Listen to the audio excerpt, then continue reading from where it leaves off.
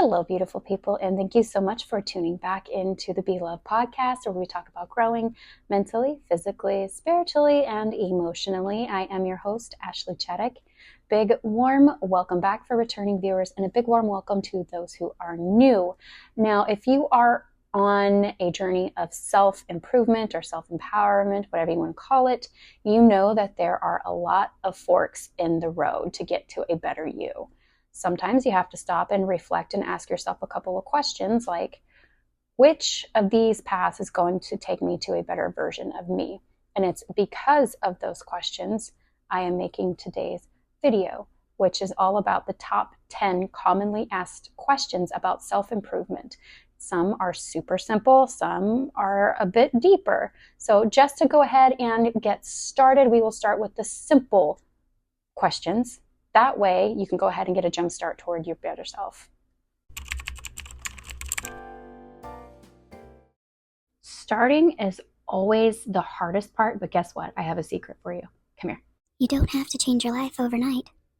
Pick an area that you want to focus on. It can be anything like physical fitness, mindset, or even something like time management. Make small, consistent changes every day. You'll notice that I put a lot of emphasis on consistent because that is the key here, not perfection. If you remain consistent, you will see your results. Because I love you guys, I'm not going to gatekeep this from you.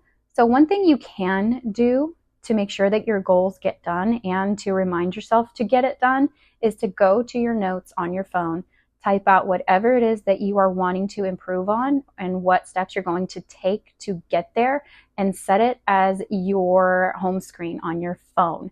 That way, whenever you reach for your phone, you're going to have that little reminder and it will be the motivation you need to get started. Speaking of motivation, let's go ahead and talk about that. This one can be tricky, especially if you're not seeing results, but an easy way to go about this is to think of yourself as a seed. When you plant a seed, do you think it turns into a flower overnight? Hell no. You have to make sure that that plant has the right type of environment and conditions in order to turn into a big, beautiful flower. You got to make sure that the soil's right. You got to make sure that you water it. You got to give it plant food. You got to give it sunlight, so on and so forth. It takes a lot of work in order for that flower to bloom. You got to give yourself time, babe. My cat is rubbing on my tripod and it's shaking the whole thing. Bear with me 1 second.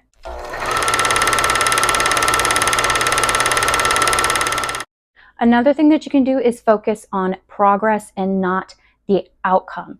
Like, let's say if you wanted to lift 50 pounds and you know you can't lift 50 pounds right now, you could start with maybe 10 pounds, 15 pounds, so on and so forth. And each time you lift, it'll get easier and easier until you work your way up to that 50 pounds. Change happens in layers. And if you stay consistent, like we talked about earlier, you will have better and bigger results. If someone were to ask me this question in person, I would have to follow it up with another question. It would be something along the lines of, hey, that's a really great question that you have there. What advice would you give somebody that was asking you this question? 9 times out of 10, that question always works. But just in case it does not, I would have to say maybe start a routine based on the time that you are the most productive. Get H2O in your system, stretch, read a book. I don't know, do something, build a routine. The main goal here is to help you feel confident enough to take on the day. That is what's most important. Everyone struggles with this. I don't care how big you are or how famous you are. Everyone struggles with this at some point in their life, but it's okay. Don't beat yourself up about it. My OG subscribers already know what I am about to say. Start small. Break those bigger tasks up into smaller, more manageable ones. That way you do not overwhelm yourself, because that is one of the biggest reasons why people procrastinate. It's because they are overwhelmed. You would be surprised at how taking one small, simple step will build the momentum to keep going. It's insane. Mindset is going to be your best friend. It is going to be your everything. Start by focusing on some things that you're grateful for. It could be the job that keeps a roof over your head. It could be the vehicle, your friends, your family. If it gives you the inspiration to get through the day, take a minute to be grateful for it. This will shift your focus from what is wrong to what is right. Practicing gratitude will help you to remain positive even in the worst situations. Those limited beliefs are the chains that are holding you back, sis. It can be something from a past experience that you had, it could be from another person, or it could be your own fears. If you want to break those chains, the first thing you need to do is identify what it is that's holding you back. Ask yourself, what and why is this preventing me from achieving what I want in life? Once you got it identified, honey, put those boxing gloves on and challenge it. There's no evidence that says that you can't do this. Replacing your negative beliefs is the key to unlocking your real potential. Resilience is another one of those things that can take time. And it starts with how you react to certain challenges that may or may not come up. When things get tough, step back and breathe, or as my very dear friend John would say, and I know a lot of you know what I'm going to say, exhale, reflect, and come about whatever it is that's troubling you in a calmer state of mind rather than a stressed mind. Resilience is not about avoiding the problem. It's about bouncing back from them. And the more you practice this, the stronger you'll become. I have 2 words for you: consistency and intention. Always ask yourself, what can I do today to help me reach my long-term vision?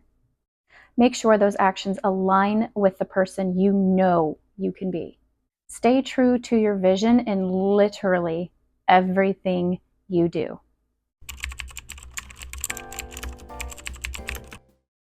Treat yourself the same way you would treat a loved one.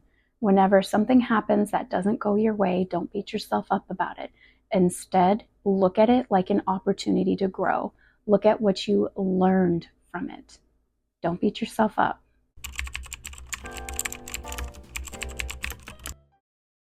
First of all, failure is a dirty, dirty word on this channel, so we are never, ever, ever going to say it.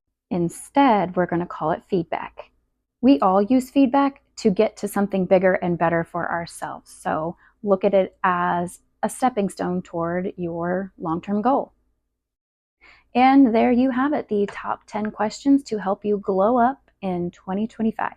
Remember, this is about starting small, taking consistent, manageable steps, and giving yourself time.